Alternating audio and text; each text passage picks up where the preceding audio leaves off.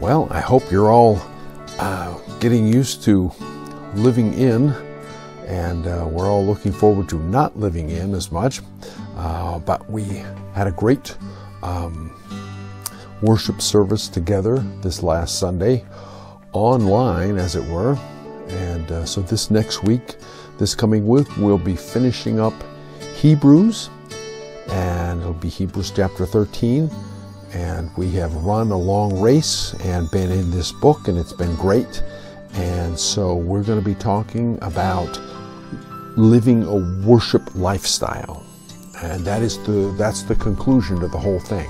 You know, after all the theology and everything else, are you living a lifestyle that worships the Lord? And so that's what it comes to. And so the question is, in a time like this, when we're in the middle of an epidemic, is our worship lifestyle different than normal, or how do we figure it out?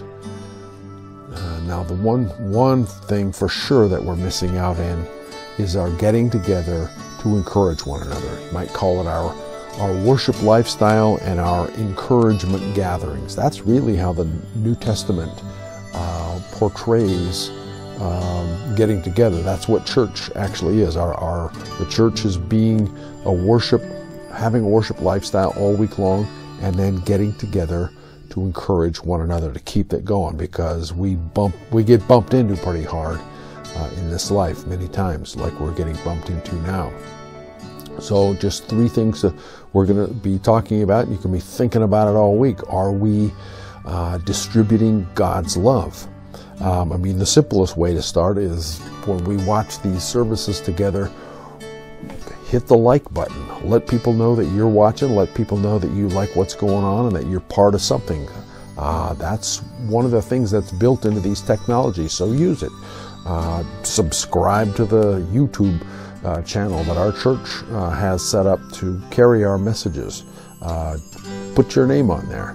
And goes from there, distributing God's love any way you can. That's what we're all about. Do you trust God to provide your needs? Now, He doesn't provide what you want always, not your favorite brand of toilet paper apparently, but you're going to find, and I'm going to find, that in the end I will have had what I need. Many times in history, Christians have been called to deal with these kinds of things, these plagues, and it was about the bodies laying out in the street. Some of them weren't even dead yet.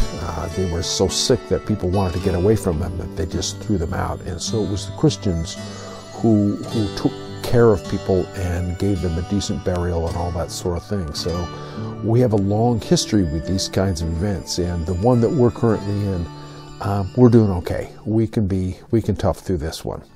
And finally, distributing God's love, trusting God to provide our needs, and finally, remaining a team player. And we're going to see all of this in Hebrews 13.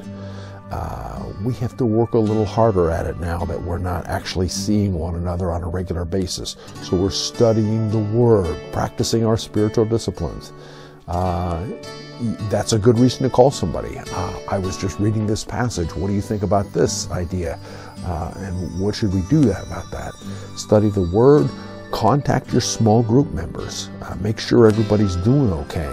And then spend some time singing praises to the Lord with people in your house and people online, however you want to do that. Make sure that your giving is caught up. Don't let this life change that's come upon us make us any different than who we really are with our worship lifestyle. So make sure your giving to the Lord is caught up, and then call someone outside your small group every day. Make a goal for yourself. I'm going to call somebody every day, and I'm going to find out what they need. I'm going to let somebody know about my needs. And we'll walk through this thing together. And so the Lord says to us, as always, be grateful because I have blessed you.